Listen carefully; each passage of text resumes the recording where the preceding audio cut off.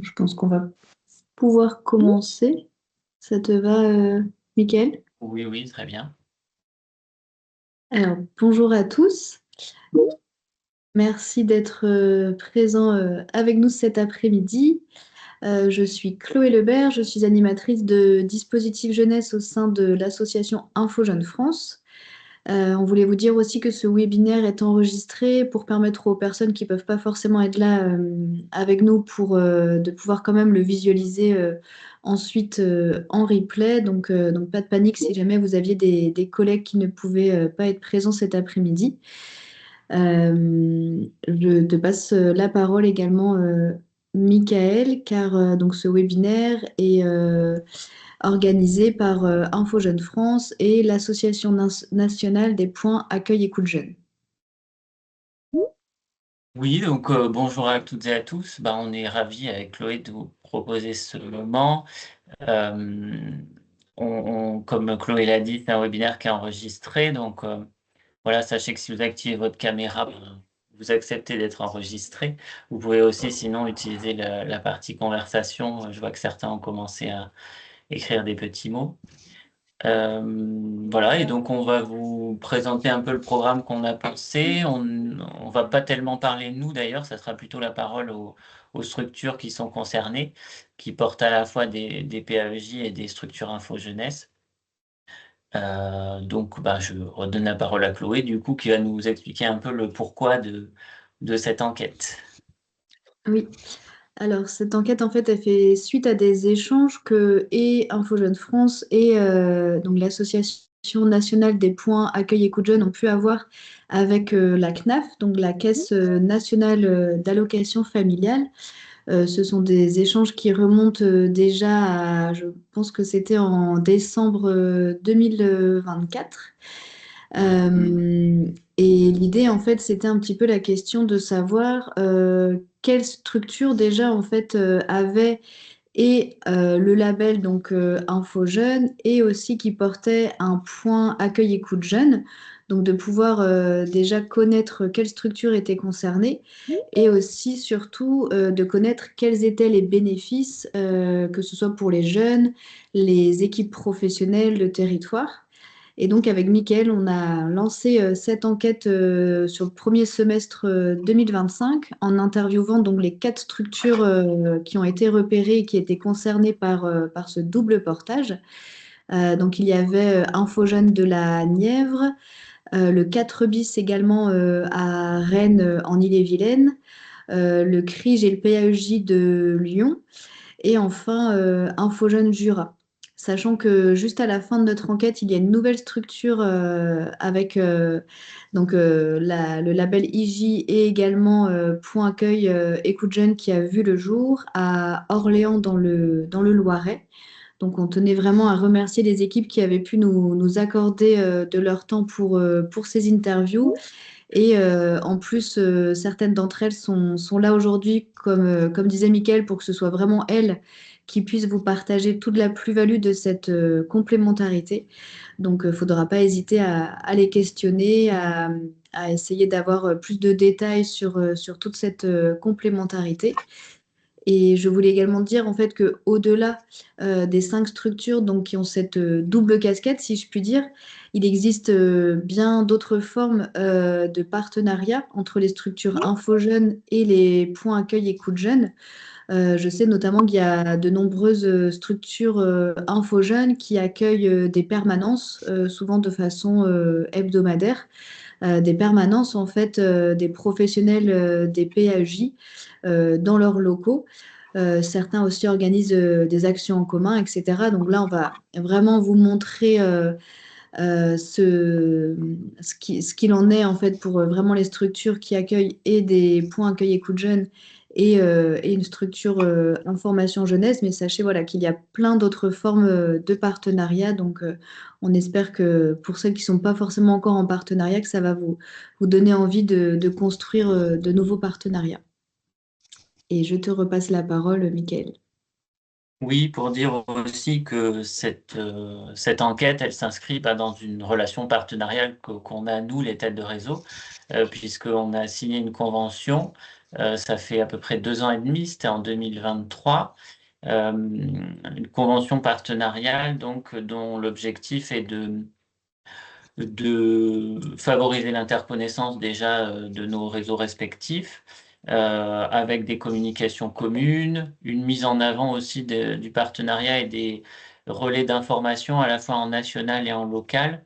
Et donc là, bah, cette enquête, elle s'inscrit pleinement dans cette convention, à la fois pour qu'on apprenne à mieux connaître nos réseaux et à valoriser aussi cette interconnaissance et ces liens que Chloé évoquait euh, sur les territoires, à la fois par des doubles portages, mais aussi par des interconnaissances et des actions communes. Donc voilà, c'est un exemple concret de cette convention qui existe donc depuis 2 ans et demi et qui, j'espère, va continuer d'exister par la suite et on va réfléchir après à comment continuer de la faire vivre. Euh, mais voilà, c'était important de montrer aussi qu'on avait eu cette volonté de nos gouvernances respectives, IJF et ANPAEJ, en faveur, bien sûr, des jeunes et de leur autonomie. Voilà sur ce point. Et bah, maintenant, je vous propose qu'on commence à donner la parole aux structures. Alors, ce qu'on avait prévu entre nous, c'est dans un premier temps vous donner la parole pour faire une brève présentation de votre structure, c'est-à-dire quelle est la structure porteuse, l'année de lancement de chacun des deux dispositifs, et puis aussi peut-être un état des lieux autour de la construction des équipes, combien vous avez de professionnels sur chacun des deux dispositifs et nous dire un mot de votre territoire d'intervention. Donc, on va commencer par cette présentation brève de la structure et après, dans un deuxième temps, on reviendra plus en détail sur les bénéfices du double portage. Bah, je peux commencer par donner la parole peut-être du côté de Lyon, au CRIJ, Aura et PAEJ de Lyon. Donc Isabelle et Carole. Oui, merci beaucoup. Bonjour à toutes et à tous. Donc, je suis Isabelle Kunz et j'ai la chance de diriger le CRIJ, le Centre régional d'information jeunesse Auvergne-Rhône-Alpes. Notre CRIJ a pour mission d'informer les jeunes dans tous les domaines qui les intéressent, l'orientation, le logement, la santé, la mobilité internationale et évidemment tout ce qui est accès au droit.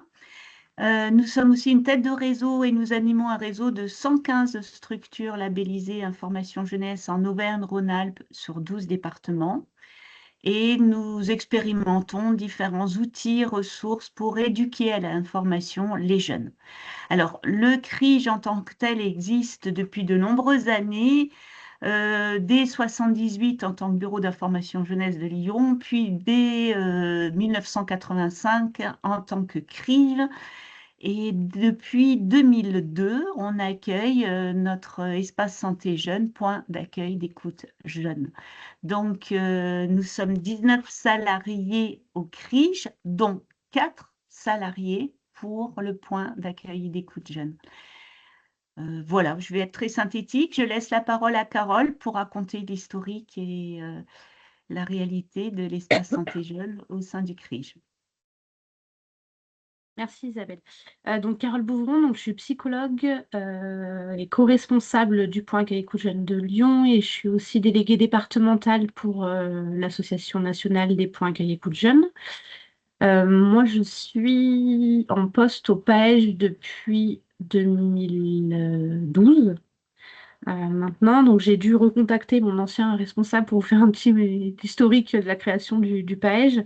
Alors, ce qu'il m'a raconté, c'est que lui, il est là depuis l'ouverture. Donc, effectivement, en fait, c'est surtout à l'initiative des financeurs lyonnais, on va dire, qui trouvaient qu'il manquait justement une partie santé, thématique santé à l'IJ qui était déjà présente sur Lyon. Et du coup, ils ont demandé à la structure IJ, enfin au CRIJ de l'époque, de répondre à un appel à manifestation d'intérêt à cette époque-là. Donc, il y avait quand même pas mal de financeurs qui se sont voilà, positionnés pour ouvrir un espace santé, mais qui n'avait pas encore l'attribution PAEJ, dans les années plutôt 2001. Et en fait, ça a mis un petit peu de temps à faire venir un public sur ces questions-là. Mais c'est vraiment, en tout cas en 2002, que le point accueil écoute jeune voilà, s'est constitué et du coup porté par le CRIJ. Donc ça fait quand même voilà, plus de 24 ans qu'il y a une collaboration maintenant entre le CRIJ et le point accueil écoute jeune.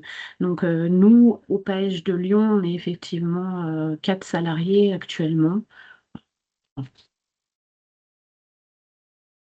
Des psychologues et une éducatrice Et spécialisée. l'éducatrice spécialisée. Et l'intérêt, on est vraiment à l'accueil du public et c'est un seul lieu, une ouverture avec un accueil généraliste et l'accès direct au point d'accueil des coups de jeunes et au quotidien, les professionnels travaillent ensemble. Un jeune peut entrer sans oser poser une question santé, mais l'informateur jeunesse entend que c'est un petit peu ça le besoin. Immédiatement, le jeune rencontre soit une psychologue, soit l'éducatrice spécialisée du point d'accueil des coups de jeunes, et vice-versa. Un jeune va rencontrer le point d'accueil des coups de jeunes, et dans sa question et dans ses besoins, il y a d'autres informations nécessaires. Et immédiatement, il y a le relais. Donc, c'est un travail au quotidien de partenariat efficace et on est une seule et même équipe. Je rajouterais peut-être aussi sur l'historique, plutôt la question du territoire. Il y a eu un moment donné où le point accueil écoute jeune avait un financement spécifique de la région pour justement faire du PAEJ le pôle santé du CRIJ. Donc là, il y avait vraiment voilà, des missions du PAEJ qui étaient portées auprès de toutes les structures IJ, Rhône-Alpes à l'époque, pas encore Aura, pour de l'accompagnement de projets, montage de projets, notamment action collective ou de l'étayage des professionnels. Voilà. Le financement de la région s'étant arrêté, c'est vrai que voilà, du coup, au niveau des territoires, après, sur les années d'après, ça s'est plus recentré, nous, en tout cas le PAEJ, sur le territoire de la métropole et, et moins sur la région. Mais vous intervenez quand même dans la formation initiale informateur jeunesse, dans la Oui, formation des promeneurs du net, parce que la richesse aussi du CRIJ Auvergne-Rhône-Alpes, c'est qu'on a la coordination des promeneurs du net, pour le Rhône en tout cas, dans nos locaux. Il fait partie des salariés du CRIJ. Et il y a un vrai lien quotidien entre les PAEJ, les promeneurs du net. Voilà, donc les formations se font et votre appui et compétences et expertise, vous l'apportez quand on en a besoin dans les réunions nécessaires avec le réseau ou dans oui. certaines rencontres régionales où on réunit tout le réseau des informateurs jeunesse pour que vous puissiez apporter votre expertise santé. Alors effectivement, j'allais parler de ça. Je ne savais pas si c'était plutôt quand on allait évoquer les questions des plus-values, en tout cas de ces liens-là. On va peut-être, oui, faire ça dans un deuxième temps. Ouais, Peut-être on va poursuivre la présentation des structures d'abord et comme ça on pourra revenir plus en détail. Il y a Charlène qui nous a rejointe et donc je vais lui donner la parole pour Charlène. On en était à présenter brièvement en fait la structure, remettre un petit peu en contexte depuis quand la structure porte à la fois la dimension InfoJeune et la dimension PAEJ, et puis nous faire peut-être un état des lieux du nombre de professionnels qui travaillent de part et d'autre. Ok, bonjour à tous. Alors effectivement, nous, on a un point accueil écoute jeune sur le Jura, donc qui est départemental. Depuis 2017, ça a été une convention à la base avec la préfecture dans le cadre du plan de pauvreté. Et donc, on a développé le point accueil écoute jeune sur tout le département, donc par le réseau IJ. Alors, Info Jeunes Jura, donc on est par contre IJU depuis l'association a été créée en 1982. Donc, on a quand même un certain nombre d'années d'existence. Et puis ensuite, suite cette convention pauvreté, le point accueil écoute jeune a été développé sur le département avec 3 antennes. Alors, l'antenne principale sur Lons-le-Saunier et 2 autres antennes sur Morée et sur Dole. Donc, on couvre le département en intégralité. Et du coup, nous, dans l'équipe, on a une éducatrice spécialisée qui est dédiée au point accueil écoute jeune, qui est pas qui est à 80%, mais du coup, qui consacre 80% de son temps au point accueil écoute jeune. Et puis après, tout le reste de l'équipe, donc on est 9, on est 8, du coup, en plus de cette personne, on est tous formés aux premières, enfin, une écoute bienveillante et on propose une première écoute et des actions d'aller vers. Donc, du coup, toute l'équipe est susceptible d'intervenir sur le point accueil écoute jeune. Voilà, je crois que j'ai répondu aux premières questions pour la présentation de la structure.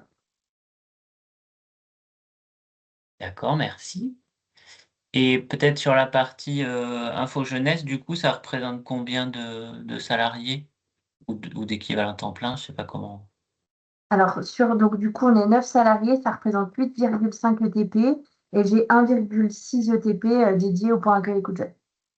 D'accord. On a une question de savoir s'il y a également un psychologue, Charlène, dans votre équipe. Non, Non. pas de psychologue au sein de notre équipe. Ok. Merci Charlène. Bah, je peux donner la parole maintenant à Ivana pour, pareil, nous présenter sa structure et donc le portage PAEJ qui là est beaucoup plus récent. Tout à fait. Moi, je suis salariée de Infogène Centre-Val de Loire. C'est une structure qui coordonne en fait le réseau régional de 59 structures. En département de Loiret, nous avons 14 structures infogènes. Et Infogène Centre-Val de Loire existe depuis 1990. Ça fait 36 ans. Et depuis mois de septembre 2025, Infogène Loiret, plus particulièrement et précisément, a obtenu ce label agrément de point accueil et écoute jeune. Donc, la CAF est venue vers nous, en fait, parce que nous avons déjà les collaborations et les financements, certains financements qui ont été attribués au CRIJ de Centre-Val de Loire, notamment avant c'était sur portage du promeneur du net, ensuite les financements de notre outil mobile qui est Infotrack. Ils sont venus vers nous étant reconnus par le réseau des acteurs d'information jeunesse parce qu'il existe vraiment un réseau qui est bien structuré en région et que ça peut justement nous servir pour déploiement des points accueil et écoute jeune qui étaient en fait inexistants en Loiret. Il n'y avait plus une seule structure point d'accueil et écoute jeune en Loiret. Voilà, d'où l'intérêt commun de se mettre ensemble. Et puis, on est reconnu aussi comme un lieu d'accueil et écoute généraliste, inconditionnel, anonyme, ce qui sont tous les points en commun avec le réseau Point Accueil et Écoute Jeune. Sinon, Infogène Centre-Val de Loire compte environ quarantaine de salariés et Infogène Loiret, qui est PAEJ 45, à 4,25 équivalents temps plein financés par la CAF sur le structure Point Accueil Écoute Jeune, dont le directeur départemental, la chargée de point accueil écoute jeune, ensuite la chargée d'animation d'Infotrack et coordinateur d'Infolab et aussi le responsable de formation.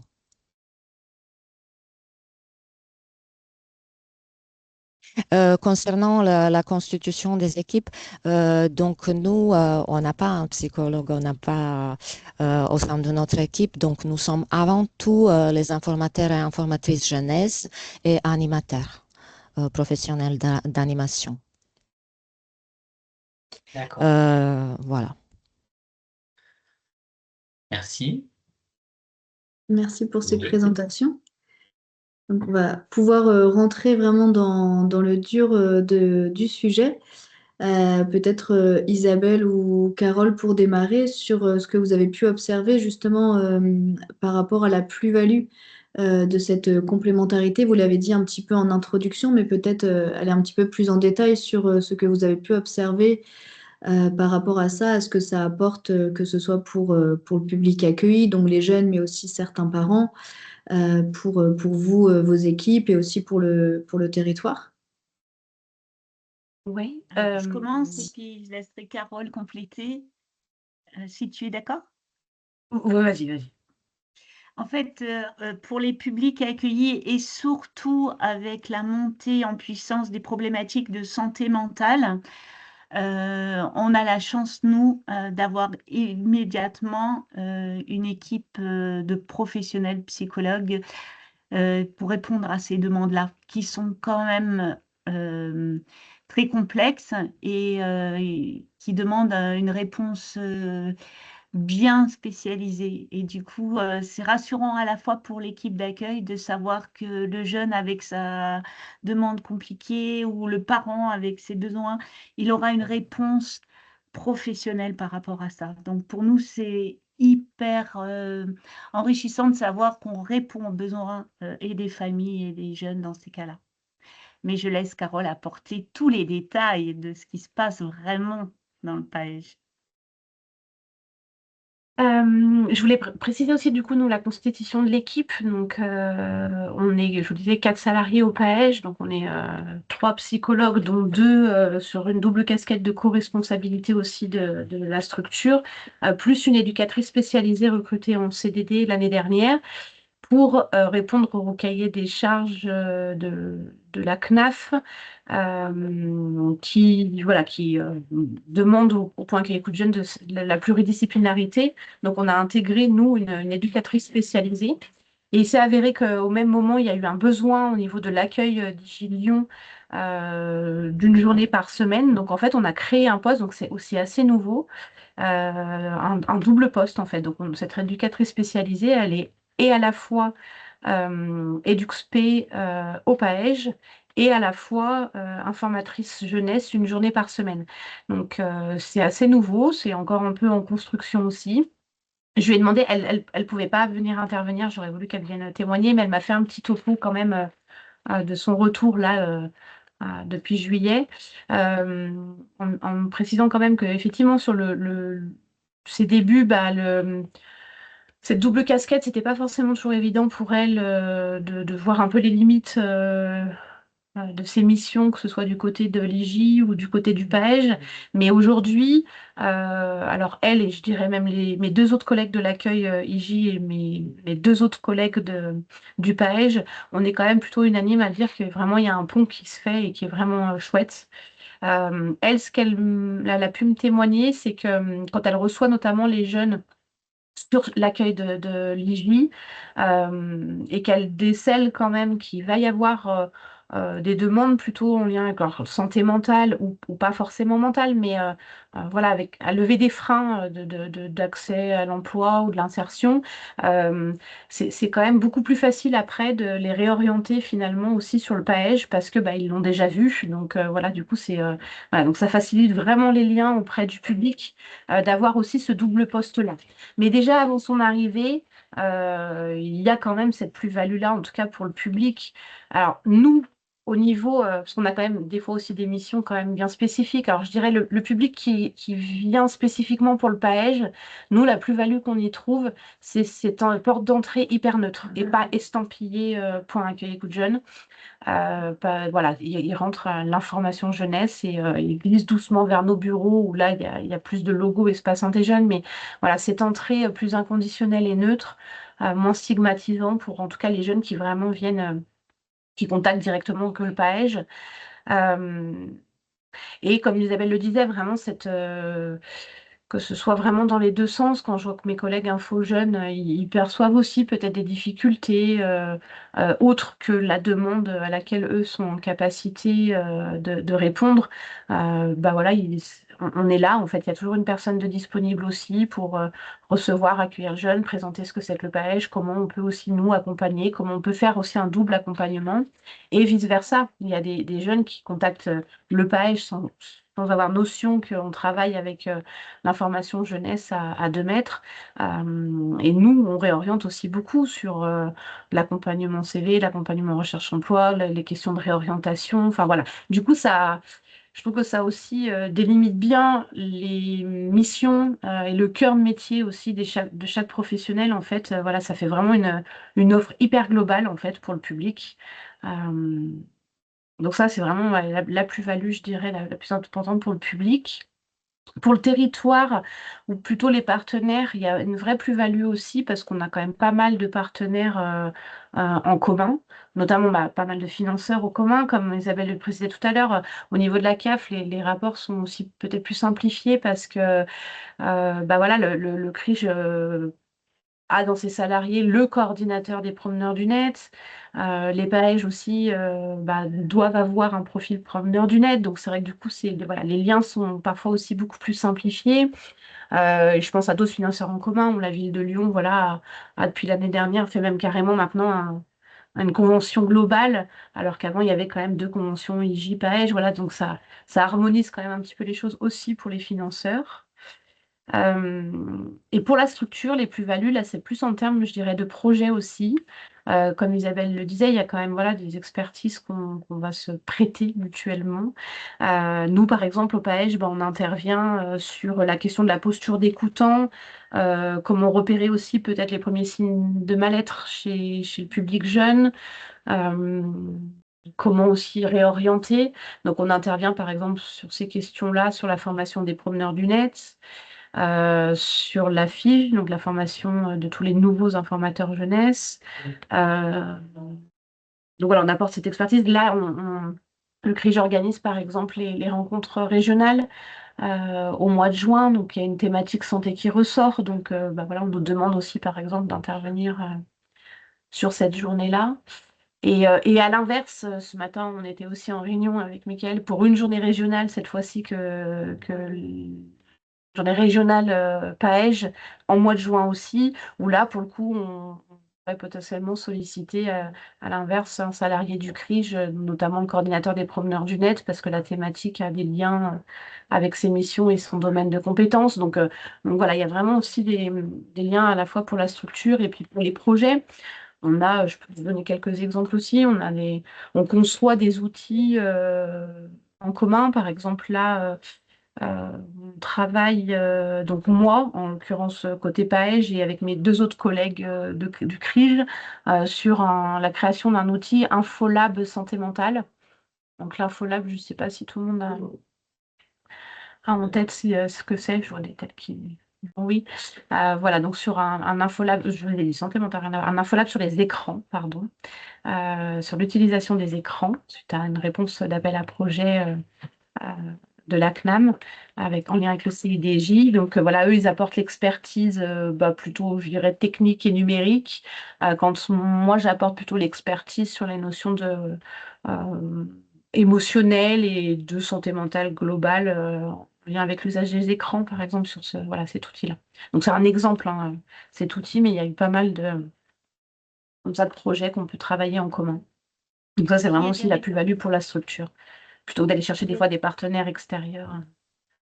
Il y a des réponses aux appels à projets où certains appels à projets nous demandent effectivement d'avoir et à la fois un sujet sur la santé des jeunes et un sujet sur d'autres thématiques et on travaille ensemble la réponse à l'appel à projet. Chacun apporte son expertise et ça, c'est une richesse pour la structure et pour les publics en finalité, en fait. Oui, au final, oui.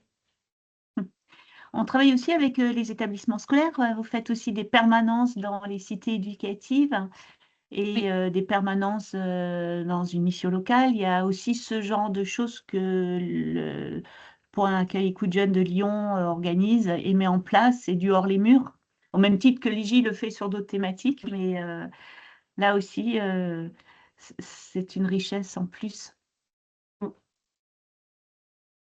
Mais je dirais, voilà, pour résumer, la plus-value, elle est vraiment de pouvoir offrir vraiment euh, une offre, je dirais, globale, hyper globale pour le public, pour les partenaires et pour les financeurs aussi.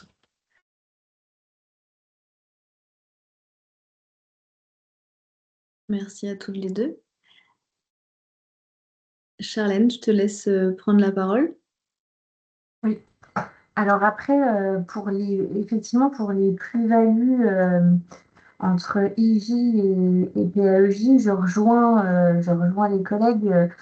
C'est quand même une force d'être à la fois IJ et point accueil écoute jeune, puisque enfin, notre public a l'habitude de venir se renseigner, de pousser la porte sur toute thématique.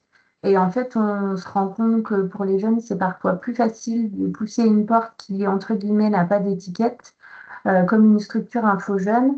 Et en échangeant avec les jeunes sur leurs projets, c'est petit à petit, c'est comme ça qu'ils se livrent. Et du coup, où on peut apporter un soutien, on va dire, plus détaillé pour les jeunes à travers, du coup, le point accueil écoute jeune. C'est vrai que ça permet vraiment je pense, de prendre le jeune dans sa globalité et de pouvoir apporter, par le fait qu'on soit tous informateurs jeunesse, apporter une multitude d'informations et d'accompagnement sur son ou ses projets et du coup sur ses problématiques potentielles. Donc je pense que c'est vraiment une force. C'est une force également pour les parents, puisque la plupart du temps, en fait, on a aussi le jeune qui va venir au début avec ses parents sur des questions qui peuvent être de vie pratique, de job d'été ou d'orientation. Et du coup, le parent nous a déjà identifié, il nous connaît déjà, il a déjà identifié la structure. Donc après, ça permet aux jeunes enfin, s'ils viennent par la suite pour une problématique ou si les parents viennent par la suite pour une problématique, d'avoir déjà identifié une personne ressources au sein de nos accueils. Et après, ça permet aussi de développer, nous, on fonctionne beaucoup, alors sur le Jura, on est un territoire quand même très rural, avec peu de structures, peu de ressources pour les jeunes. Et du coup, le fait de proposer un certain nombre d'actions d'aller vers en répondant effectivement à des appels à projets ou parce qu'on développe des forums ou des actions au sein des établissements scolaires, nous permet de faire connaître le point d'accueil écoute jeune et puis du coup, pareil, de créer une relation avec les jeunes. Nous, depuis l'année dernière, en fait, on a été accompagné par Bibliothèques sans frontières pour développer un projet qui s'appelle Ideas Box. Donc, en fait, c'est, on va dire, 4 fly cases, des grosses fly cases de à peu près 200 kilos qui sont équipées pour déployer une structure mobile sur n'importe quel lieu et qui permettent de faire des journées clés en main de prévention ou d'animation. Donc, on a une box qui est équipée informatiquement, donc on peut travailler sur l'insertion socio-professionnelle des jeunes. On a une box équipée de télé qui est complètement autonome électriquement avec console, etc. Où du coup, là, c'est plutôt dans l'idée d'attirer les jeunes sur notre espace pour après échanger avec eux sur leurs projets. Une box un petit peu de matériel qui permet de déployer des zones un peu sympas avec une table de ping-pong, un Mac, enfin voilà, des choses un peu comme ça. Et une box qui est vraiment dédiée aux outils, donc avec des jeux de société, des jeux de prévention, mais aussi des jeux un peu des jeux sympas qui sont dans l'air du temps, qui permettent aux jeunes de venir s'installer un moment pour faire une partie de quelque chose ou bouquiner sur une BD ou quelque chose comme ça. Et c'est vraiment ce dispositif nous permet d'aller un petit peu partout sur le Jura et de répondre à un maximum de jeunes sur différentes thématiques, puisqu'en fait, on se rend compte qu'ils se rejoignent voilà, pour passer un bon moment à la base, pour faire une partie de jeux vidéo, une partie de jeux de société. Et puis, notre force, vu qu'on a une équipe quand même multi-profil et multi-thématique, on est en capacité d'accompagner les jeunes sur vraiment de nombreuses thématiques. Et je pense que c'est aussi une des forces. Et en tant que partenaire, enfin, en tant que professionnel aussi, le fait d'être InfoJeune, on a quand même une connaissance assez poussée des autres partenaires présents sur le territoire, ce qui nous permet aussi de passer le relais dans des situations qui peuvent être un peu plus pointues ou un peu plus particulières.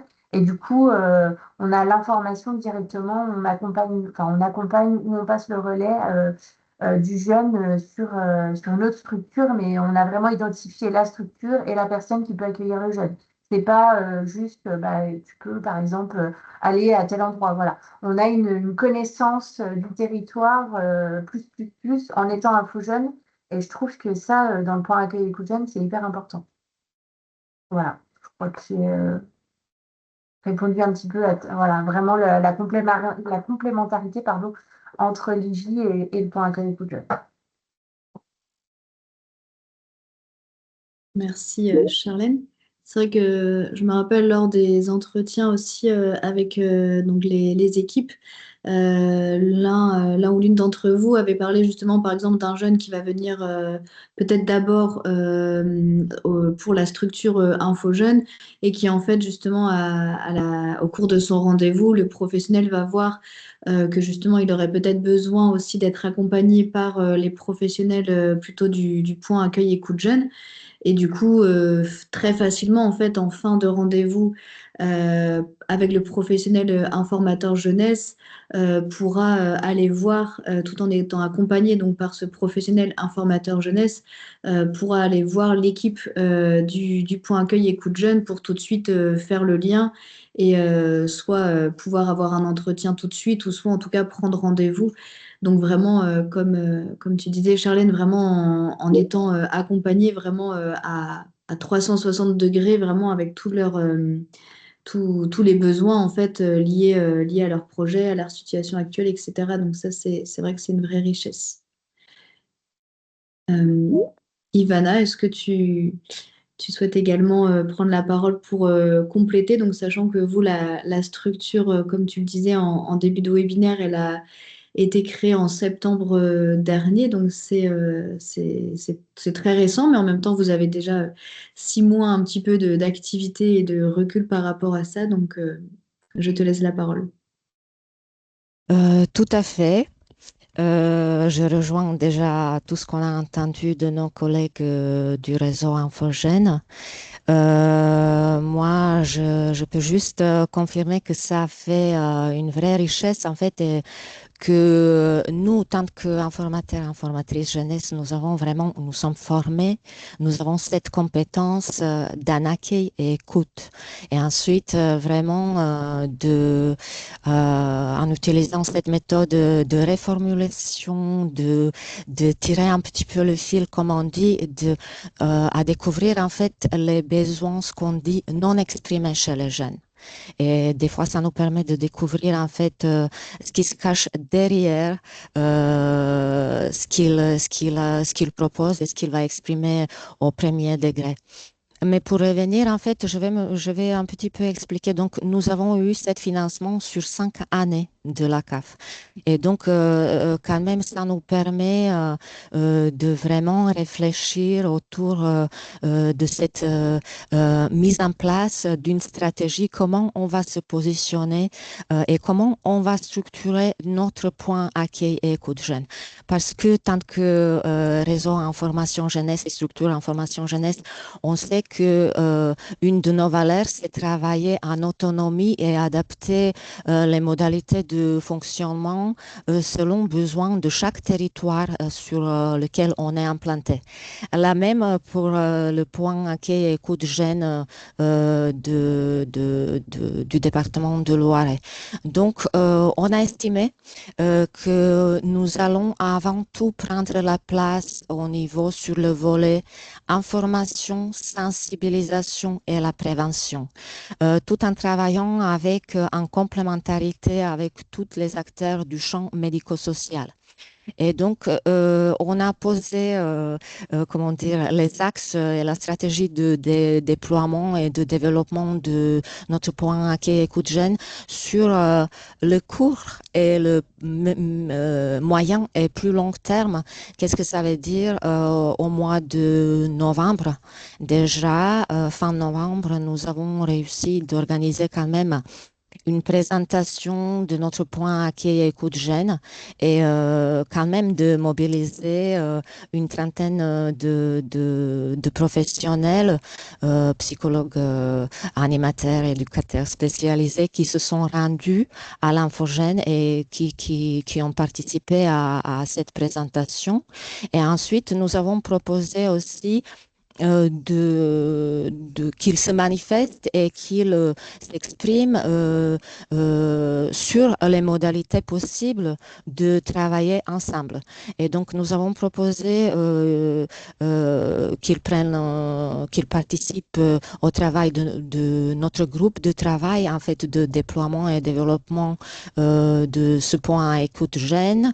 Nous avons aussi proposé qu'il vienne organiser les ateliers ou les permanences ou autres dans nos locaux.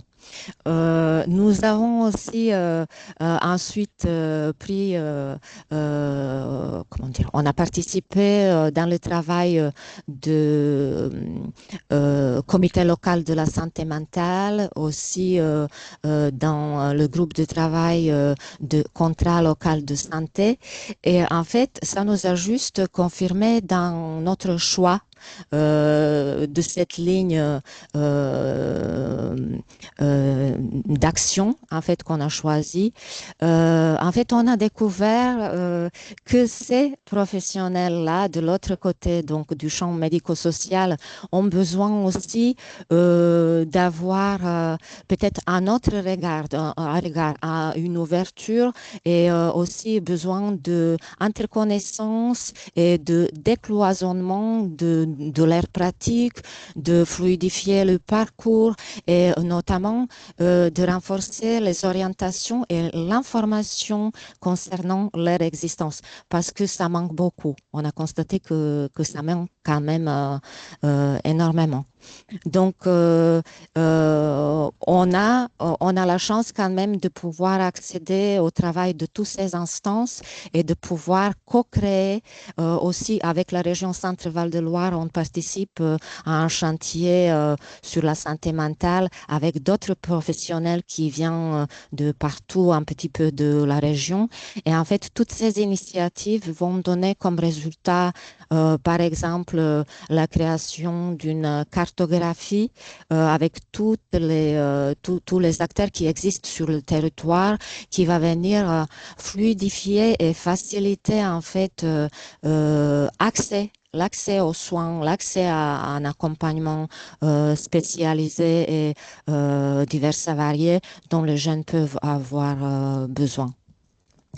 Donc moi, je pense, je suis plutôt satisfaite comment ça se met en place et je vois qu'on a réussi, grâce à ces multiples initiatives, en fait, d'impulser une nouvelle dynamique parce qu'on témoigne aussi comment dire, au manque d'effectifs et de professionnels dans chaque structure.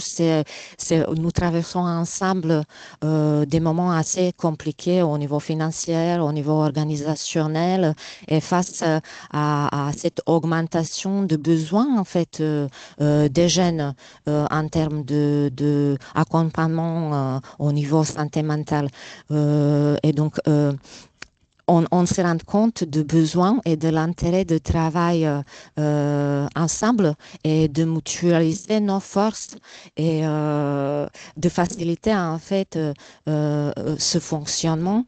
Et moi, je pense, et c'est très important à dire, même on se pose souvent la question, je l'ai identifié un petit peu quand j'ai assisté aux journées nationales de Point Accueil Écoute Jeune, qu'il y a un petit peu cette, comment dire, peut-être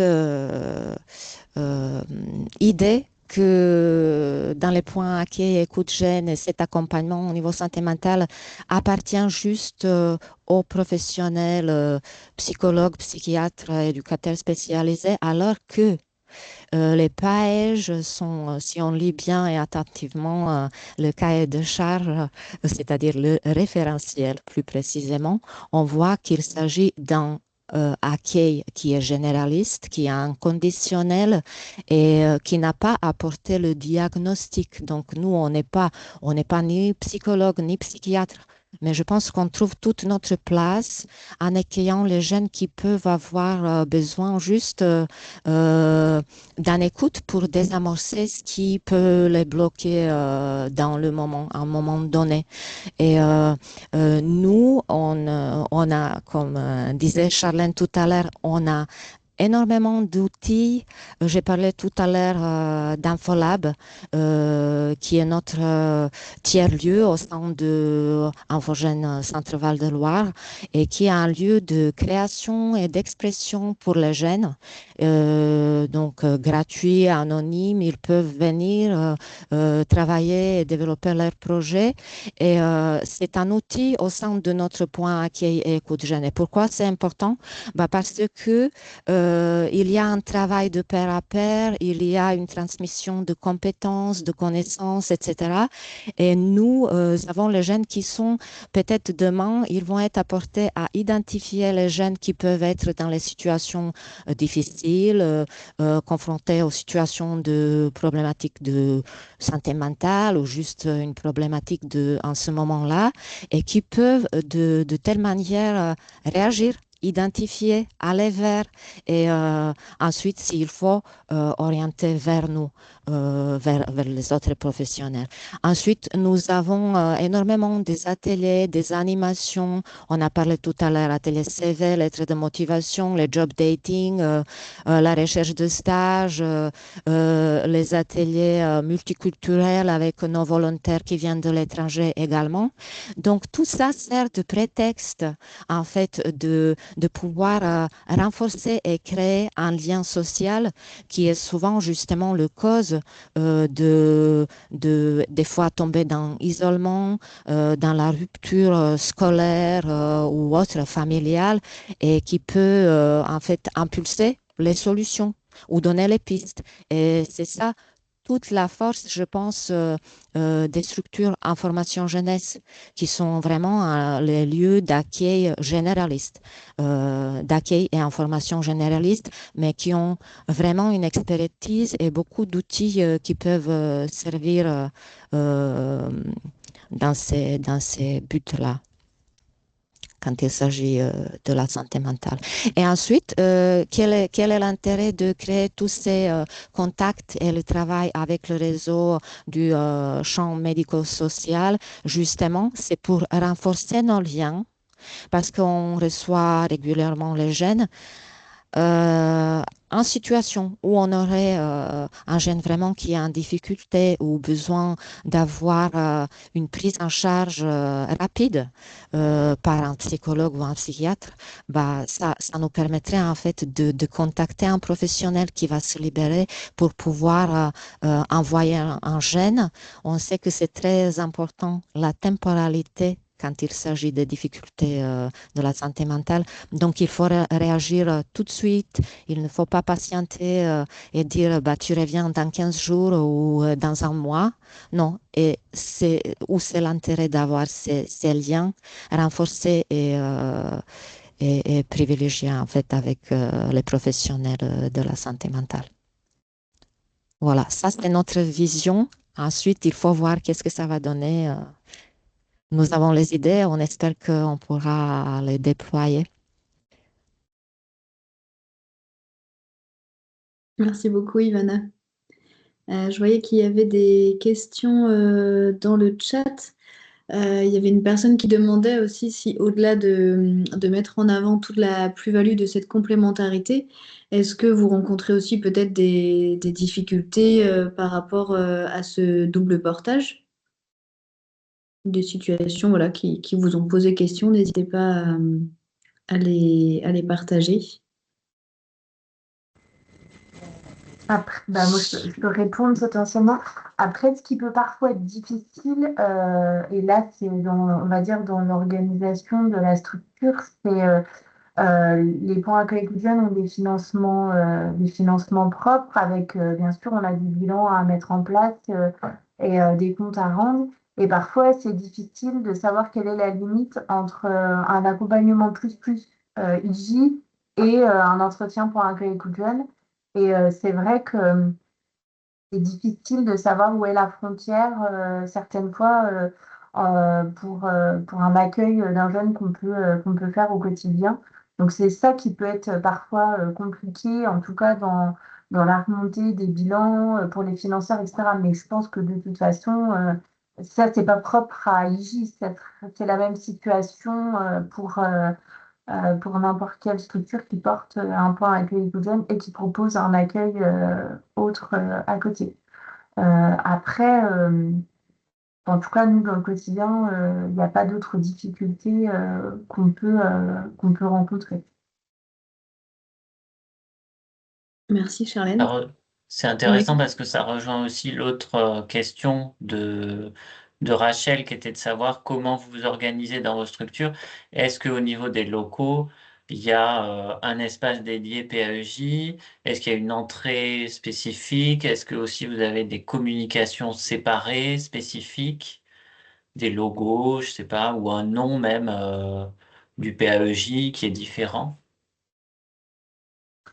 Alors pour nous sur le Jura, quand on peut, par exemple sur l'antenne principale à Lons-le-Saunier, on a effectivement un espace santé, un espace confidentiel où du coup les entretiens peuvent se passer là, donc c'est bien séparé de l'accueil. Et du coup, on a deux entrées et deux sorties, du coup. C'est possible. Après, dans les plus petites antennes, par exemple, sur l'accueil de Dole ou sur l'accueil de Morée, c'est plus compliqué parce qu'effectivement, on n'a pas assez d'espace pour faire un espace totalement confidentiel. Donc là, après, c'est à nous de nous organiser pour proposer soit des rendez-vous très rapides, mais à des moments où l'ouverture du public enfin, à des moments où l'accueil public IJ est fermé. Et puis après, en termes de communication, effectivement, nous, on a un numéro de téléphone portable dédié pour un accueil écoute jeune avec un mail dédié et les réseaux sociaux dédiés au point accueil écoute jeune qui sont différents de nos réseaux Info Jeune.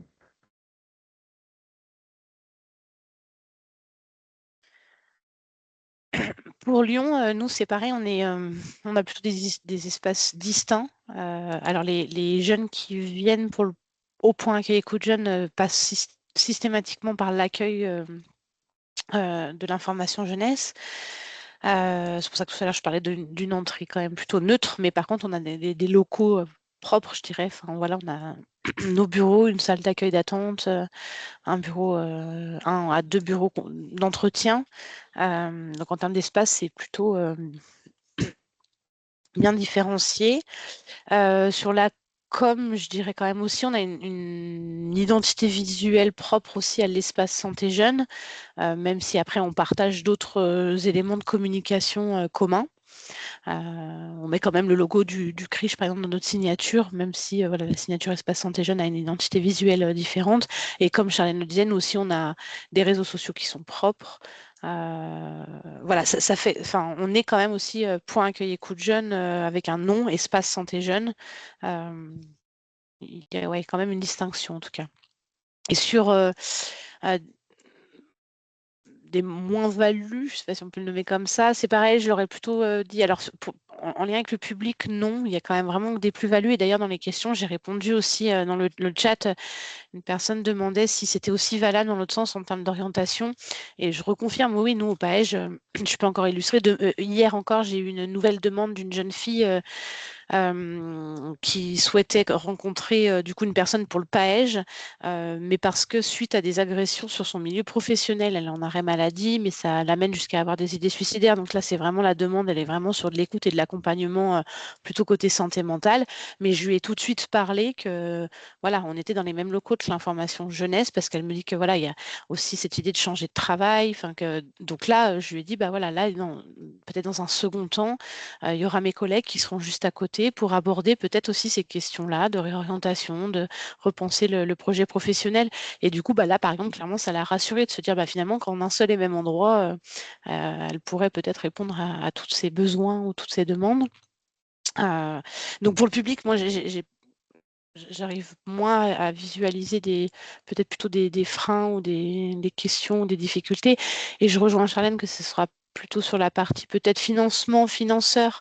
Voilà, on a aussi des financeurs qui sont peut-être de plus en plus exigeants en termes de bilan, de demande, d'attente, et qu'effectivement, on a des missions, on a une complémentarité, mais on n'a pas tout à fait les mêmes missions non plus. Donc, voilà, donc ça limite aussi des fois un peu les champs d'action. On est parfois obligé de se limiter aux missions vraiment du PAEJ et de moins découler sur l'EJ et puis vice-versa, quoi. Isabelle, je ne sais pas si tu veux compléter. Tu as le micro coupé, Isabelle. Excusez-moi. Oui, la seule problématique que moi je perçois, c'est celle de tout le monde associatif actuellement, ce sont les financements. Aujourd'hui, on arrive à équilibrer le budget de l'espace santé jeune parce qu'il y a pas mal d'appels à projets sur la santé mentale des jeunes. Ce n'a pas toujours été le cas et le CRIJ a toujours défendu l'espace santé jeune comme étant une plus-value auprès des financeurs pour qu'ils continuent leur financement à la même hauteur, voire plus quand c'était possible. C'est pas toujours le cas. Mais en fait, c'est le seul frein, c'est la recherche de financement. Alors aujourd'hui, la difficulté, elle est plutôt, je dirais, du CRIJ, mais pas de l'espace santé jeune, parce que il y a une vraie dynamique et une vraie reconnaissance du travail fourni par l'équipe de l'espace santé jeune et qu'il y a des opportunités actuellement. J'espère qu'elles vont se poursuivre. C'est le cas depuis la période du Covid. Il y a des appels à projets pour soutenir des dossiers, puis qu'on a répondu, et l'équipe est assez dynamique et agile pour répondre à des sollicitations comme les cités éducatives, les demandes de l'ARS pour des missions dans les missions locales et des choses comme ça. Donc, il y a aussi cette richesse-là qui fait qu'on arrive à équilibrer le budget, mais c'est pas toujours facile, et que chaque année, on se repose les questions du temps homme nécessaire pour assumer toutes les missions et comment on va faire par la suite, quoi. Donc ça, c'est un sujet, mais je pense que toutes les associations le traversent. Et j'ai vu une question, y a-t-il des structures qui ont l'agrément PS Jeune? Nous, dans le Rhône, il est impossible d'avoir l'agrément PS Jeune et le statut IJ en même temps. Mais ce n'est pas le cas par toutes les CAF, dans tous les départements. Donc, je ne sais pas dans quel département vous êtes, mais tentez votre chance. Mais chez nous, ce n'est pas possible. Ils ne financent pas les deux. Oui, après, côté PAEJ aussi, si je peux compléter, il existe certaines structures, par contre, alors qui sont peut-être pas info jeunes, mais qui peuvent aussi avoir des financements PS jeunes. En revanche, il faut que ce soit bien distinct. On ne peut pas utiliser la PS jeune comme cofinancement de l'activité PAEJ, puisque c'est déjà une prestation de service PAEJ. Donc, ça implique d'avoir l'activité PAEJ d'un côté et de façon séparée une activité à laquelle on sollicite des fonds via la prestation de service jeune.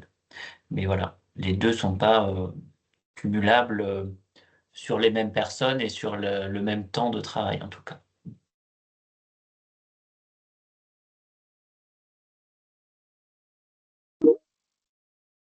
Ivana, est-ce que tu souhaitais compléter peut-être par rapport à ces questions de potentielles voilà, difficultés Oui. ou réajustements à mettre en place? Tout à fait. Je viens juste confirmer ce qui a dit juste Isabelle. En fait, nous, l'année dernière, on a perdu une subvention à l'auteur de 100 000 euros. Donc, vous imaginez que ça nous a mis en difficulté et ça nous a amené à repenser vraiment complètement notre fonctionnement. Et labellisation PAEJ est arrivé vraiment au bon moment pour consolider nos actions et notre activité et nous réorganiser. En fait, mais je vais Ça dire marche que, à lundi. pardon, vous m'entendez? Oui, Oui, oui, oui, Oui. vas-y, ça vas-y. devait parler. Donc, on est obligé, je pense, toutes les associations à ce moment de travailler, de composer avec les différents financements. Nous, on a, par exemple, le financement aussi pour le PS Jeune de la CAF. Nous pouvons aussi bénéficier de financement de conseil départemental pour toutes nos interventions au collège avec l'animation intervention vrai du faux que mes collègues d'Infogène connaissent bien. Tout ce qui est sensibilisation, usage numérique, formation aux fake news, etc. Ensuite, nous avons une partie de financement de l'État parce que nous animons la formation du réseau d'animateurs jeunesse en département 45 aussi. Et nous avons une partie de financement de la région pour le projet études job. Donc, nous mettons en place plusieurs fois dans l'année le forum job, job dating, les ateliers CV, etc. Donc, on compose vraiment avec tous ces financements qui existent pour pouvoir répondre aux demandes et aux besoins des jeunes. Ensuite, il faut dire aussi que nous, chacun dans notre équipe a plusieurs casquettes en fait. Moi, je suis en charge de mission PAUJ, mais aussi je suis en charge de tout le volet emploi. Et ensuite, mes collègues, ils sont en même temps sur plusieurs missions. Et nous avons structuré notre point accueil écoute jeune en fait avec les permanences sur nos deux lieux physiques en centre-ville, donc à l'Infogène et au Centre international de jeunesse avec les permanences de 13h à 18h du lundi au vendredi. Et ensuite, nous avons aussi Infolab comme outil de PAJ et aussi Infotrack qui est notre outil mobile et qui sert en fait d'aller vers les jeunes éloignés dans les territoires et qui n'ont pas forcément accès aux structures et aux établissements qui peuvent les accompagner. Donc, voilà, on est obligé et on vient en renfort. Si besoin, bah, on est obligé de faire appel à nos collègues des fois de Infogène Centre Val de Loire et de s'entraider. Et en fait, c'est en ce moment qui est assez compliqué, c'est obligatoire, je pense.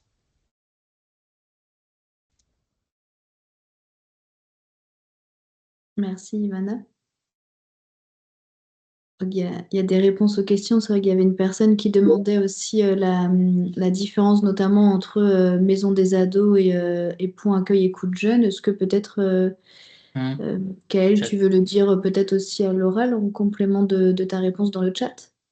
Oui, bon, si vous lisez le cahier des charges des MDA et le référentiel des PAEJ, ben, il y a des choses qui se recoupent et qui sont assez similaires. Après, les complémentarités sont bien là sur le territoire, comme je disais, soit ça peut être une complémentarité de couverture géographique dans certains départements, soit ça peut être aussi en lien avec la composition des équipes. Historiquement, les maisons des ados étaient quand même plus axées sanitaires, dans le sens où elles étaient là pour favoriser l'accès aux soins des jeunes, là où PAEJ, lui, est davantage dispositif social qui était avec cette dimension accueil généraliste, inconditionnel qu'on évoquait. Cette différence-là, elle a tendance à disparaître de plus en plus pour différentes raisons. Donc aujourd'hui, il reste quand même certaines maisons des ados qui ont encore cette dimension un peu plus sanitaire avec des professionnels, des professions médicales. Mais c'est aussi de plus en plus compliqué pour eux d'en trouver. Donc, les équipes ont tendance à se rapprocher aussi de la composition des équipes PAEJ. Et ensuite, on a aussi quand même une différence qui est encore assez marquée sur le fait que les maisons des ados étaient davantage jusqu'à présent centrées sur les métropoles ou en tout cas les grandes villes, et puis les PAEJ davantage dispatchés, soit en mobilité, soit aussi présents dans les zones rurales. Donc ça, c'est encore vrai aujourd'hui. Voilà, on essaye on essaye de valoriser les deux dispositifs, en tout cas nous, en tant que bénéficiant tous les deux aux populations jeunes, et qu'il est pertinent d'avoir dans chaque territoire le plus d'acteurs possible pour proposer des solutions aux jeunes. Et alors, j'ai peut-être pas vu toutes les questions.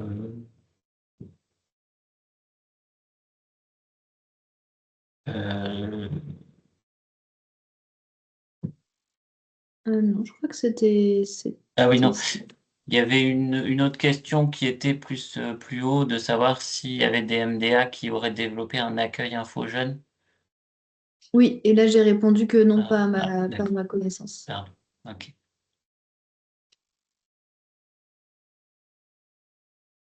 Ingrid, je vois que vous souhaitez lever la main. Peut-être juste au titre des maisons des ados, effectivement, pour venir soutenir ce que Michael disait. Alors moi non plus, à ma connaissance, j'ai pas, je connais pas de MDA en lien avec enfin qui aurait un réseau info jeunesse. Je sais qu'il y a enfin sur la région Occitanie, on a des MDA qui sont aussi PAEJ en lien avec les missions locales. Et nous, sur le Tarn, on a effectivement un projet qui est complètement mutualisé avec le PAEJ, et ce qui nous permet effectivement, comme tu disais, Mickaël, enfin en tout cas d'être présent sur une bonne partie en fait du département. Et je trouve que effectivement, enfin c'est dans les présentations qui ont été faites, enfin moi je m'y retrouve aussi sur le lien et comment on fait réseau avec plusieurs dispositifs, comment on mutualise, et vraiment dans l'idée on s'adresse en fait au même public, quoi. Et avoir quelque chose de très généraliste au départ qui ensuite peut déboucher ou pas, enfin voilà, sur des choses, des entretiens peut-être plus ciblés. Mais en tout cas, c'est comme ça que nous, on fonctionne, et on a une équipe qui est mutualisée, quoi. Maison des ados, PAEJ, sur à la fois de l'accueil généraliste et ensuite sur éventuellement de l'accompagnement. Et là, on commence tout juste sur le terme à récupérer enfin enfin, le dispositif info jeunesse et la boussole des jeunes et tout ça. Donc, je trouve ça vraiment, enfin, ça va dans le sens enfin, c'est important effectivement de continuer à travailler ensemble, quoi. Voilà, c'était une petite réaction. Oui, merci pour ces précisions. Euh, Avant de passer la parole à la personne suivante, il y avait une question sur comment vous répartissez le champ d'action entre les professionnels de la MDA et le PAEJ. Alors, pour nous, enfin, voilà, ça dépend des départements, ça dépend voilà, il y a pas, enfin, je sais que sur l'Occitanie, il y a des différences effectivement territoriales. Moi, je crois que, enfin, une des différences quand même entre Maison des ados et PAEJ, c'est la question de l'allée vert.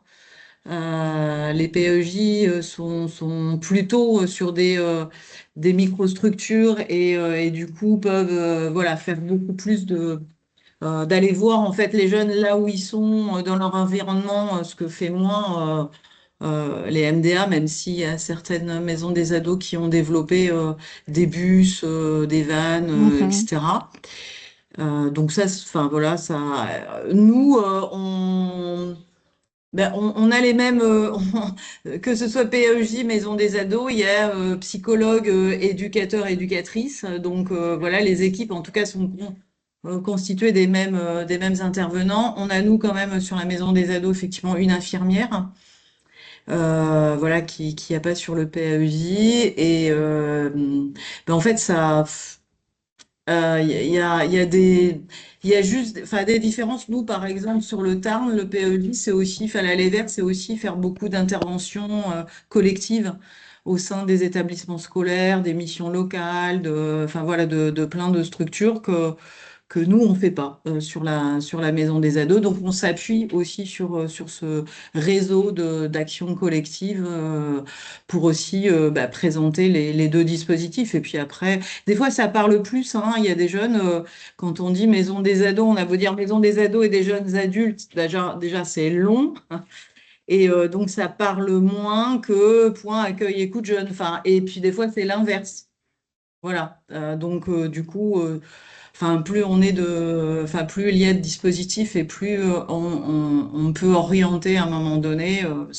Nous, on est Maison des ados, c'est beaucoup aussi de mutualisation avec des services de pédopsychiatrie, par exemple.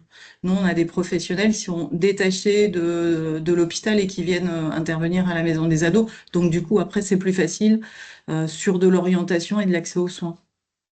Mais fondamentalement, voilà, on fait tous de l'accueil, hein. Donc on a voilà, des fonctions qui se ressemblent beaucoup, en fait. Mais c'est pas vrai partout. Des fois, on peut être en réseau tout en faisant des choses différentes, hein, sur un même territoire. Oui, Ouais. Katia, justement, on va peut-être compléter parce qu'elle représente aussi une structure qui porte à la fois Maison des ados et PAEJ. Et Ah ben on est oui, sur Katia. plusieurs, bonjour, et on est plusieurs sur Bonjour. le territoire, on est Ouais. adossé, pas intégré, mais adossé à des biges, des piges, des biges, Mm. et c'est extrêmement pertinent. Donc, donc déjà le lien avec le réseau IJ. Donc nous, géographiquement sur la Manche, la structure Maison des ados qui est totalement intégrée PAEJ, là on fait pas de différenciation. Les seules différenciations qu'on peut faire dans les bilans financiers, c'est par exemple le temps que je passe là aujourd'hui est 100% PAEJ, et des choses qui seraient 100% maison des ados à la demande de la CAF, c'était par exemple le temps avec les psychologues et les médecins pour faire le point avec les professionnels qui mènent les entretiens, par exemple. Ou de se dire, s'il y avait une structure 100% maison des ados, on ferait appel à elle sur quoi? Et là, on met par exemple des actions de formation sur la clinique de l'ado. C'est-à-dire que sur 100% de notre activité, il y a 1% que PAEJ, c'est ces temps comme on fait là. On a 72% complètement intégrés et tous les entretiens, les actions de prévention, puisque les mots-clés des 2 cahiers des charges, c'est accueil, écoute inconditionnelle. Donc, c'est les mêmes choses. Donc, ça, c'est 100% intégré, c'est les mêmes professionnels, il n'y a pas de distinction. Donc, c'est des cofinancements et ce qui facilite grandement le fait de survivre. Allô? Oui, Bonjour. non, c'est quelqu'un d'autre. Bonjour. Et la dernière chose qui est 100%, j'ai dit 100, voilà, 72% commun. Et donc nous, les professionnels qui mènent les entretiens sont ou infirmiers, ou éducateurs, ou assistants sociaux, mais ils s'appellent accueillants écoutants. Et pour répondre à l'autre question, enfin l'autre sujet par rapport à l'adossement, par rapport à l'information jeunesse, donc nous, on a 3 lieux avec des équipes dédiées sur tout le département et à partir de là, on a des permanences qui sont donc maison des ados PAUJ, on met tout à coller, comme ça c'est plus simple et c'est 11-25 ans. Donc on a beaucoup d'allées vers de ce type-là et dans plusieurs lieux, on est adossé à des lieux information jeunesse. Et quand je dis adossé, c'est-à-dire il y a une porte de différence et ça facilite grandement les relais, les partenariats, les actions communes. Mais en tout cas, pour les usagers, il n'y a pas confusion, puisque dans chacun des lieux, il y a soit une porte d'entrée différente, soit un fléchage. Et on trouve ça extrêmement structurant pour tout le monde. Et on a beaucoup, beaucoup de partenariats avec l'information jeunesse depuis le début. On a créé Promeneur du Net aussi avec l'IJ d'Alençon, qui est un des gros IJ très, très dynamique en création de support et d'activités et autres. Et on est aussi recensé, identifié Boussole des jeunes. Donc voilà un peu comment on l'a pensé, nous, en réponse à la population. C'était un peu la clé d'entrée. Merci. Ivana, je ne sais pas si tu voulais Mhm. réagir aussi par rapport à ces questions. C'était juste pour une petite précision, en fait, concernant est-ce que les MD apportent les structures en formation jeunesse ou pas. Chloé, elle va bien le dire. En fait, Infogène, c'est un label de l'État. Donc, on est sous compétence du ministère de Jeunesse et Sport. Et souvent, les maisons des adolescents encore ce matin, on a eu une réunion avec nos collègues de Maison des Ados. Donc, ils sont financés plutôt par le ARS sur notre territoire. Et puis, ils ont dit qu'il y avait justement un petit financement de côté CAF. Mais voilà, il y a quand même une différence si en rien d'autre, en cette portée organisation et la compétence au niveau de l'État. Voilà. Oui, c'est tout à fait ça, Ivana, et ça rejoint aussi des précisions qu'une personne, Mathilde, a indiquées dans le chat sur le fait que, et comme le disait aussi Mickaël, que les maisons des ados, elles sont quand même plus portées sur le soin, quand que ce soit les points accueil écoute jeunes ou les structures info jeunes, ont d'abord une mission d'écoute, d'information, d'orientation des jeunes. Donc en effet, ce ne sont pas les mêmes missions, ni donc les mêmes compétences et donc les mêmes financements non plus en effet. Oui. Est-ce qu'il y a d'autres questions ou d'autres personnes qui souhaitent intervenir? N'hésitez pas, on a encore un petit peu de temps. Est-ce qu'il y a parmi vous des structures, que ce soit InfoJeunes ou PAEJ, qui ont des liens un peu étroits avec justement le pendant PAEJ ou IJ, sans forcément être portés par la même structure, mais quelles sont les relations aussi que vous avez avec le PAEJ du territoire, ou alors si vous êtes PAEJ, la structure InfoJeunes? Il y en a certains parmi vous qui en ont un petit peu parlé déjà, mais je ne sais pas si d'autres voulaient le signifier. Oui, Mona? Bonjour à toutes et à tous. Nous, au niveau du PEJ de Logne, alors moi c'est un peu spécial parce que je porte la double casquette où je coordonne les dispositifs au sein de la collectivité de Logne, qui est une commune en Île-de-France. Donc, on a cette chance d'être dans un bâtiment où les deux structures, l'Infojeune et le PAEJ, se trouvent au même étage et où il y a une étroite collaboration et travail en transversalité entre les collègues de l'Infojeune et du PAEJ. Voilà, c'est un travail qui se fait voilà, de manière générale tout au long de l'année et les deux équipes se rencontrent en début d'année pour voir un petit peu comment ils vont pouvoir intervenir et mettre en place des projets tout au long de l'année en parallèle. Vu que l'Infojeune intervient sur les établissements scolaires, donc au collège et lycée, là, depuis cette année, le PAEJ, justement, est intervenu pour que, justement, les jeunes puissent identifier le PAEJ qui a que les jeunes n'ont pas forcément tendance à comprendre et qui comprennent de plus en plus aujourd'hui parce qu'ils savent qu'il y a justement un intérêt pour eux, qui vont pouvoir y trouver des ressources et des personnes qui vont pouvoir les aiguiller, les aider, même tout simplement juste les écouter, chose qu'ils ne... Ils identifient généralement les personnes de la collectivité comme étant comme l'éducation nationale, alors que pas du tout.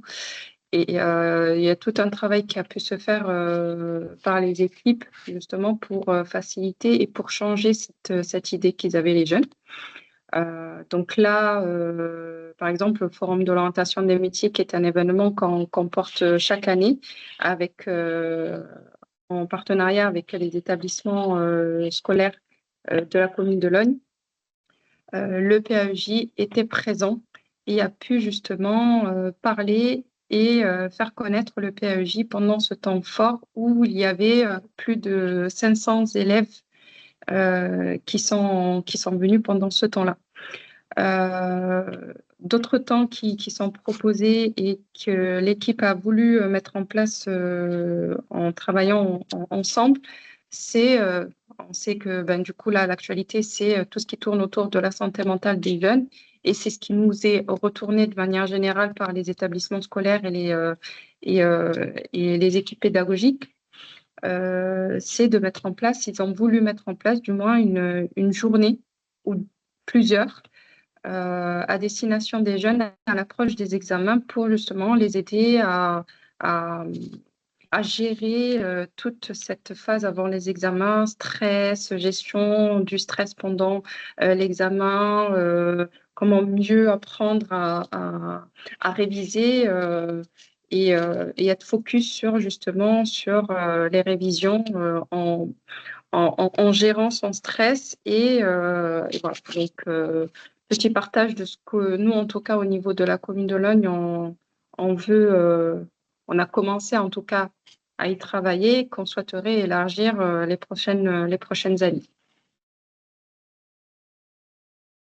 D'accord, merci. Katia?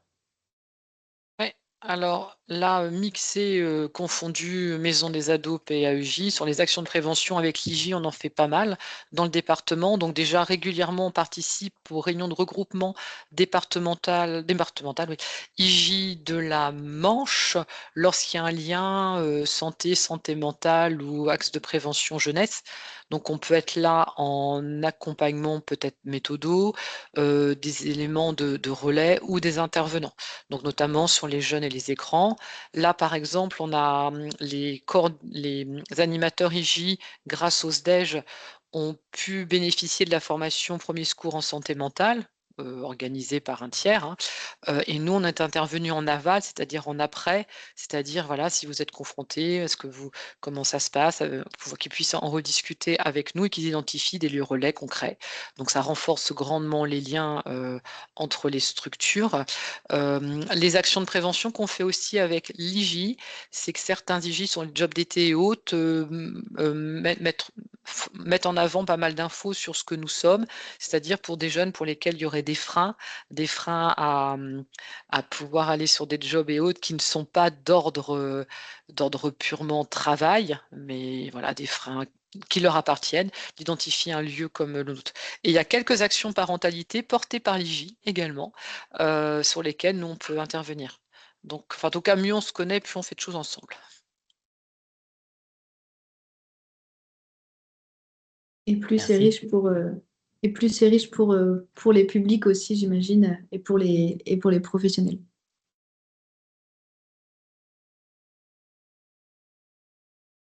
Est-ce que d'autres personnes souhaitent prendre la parole?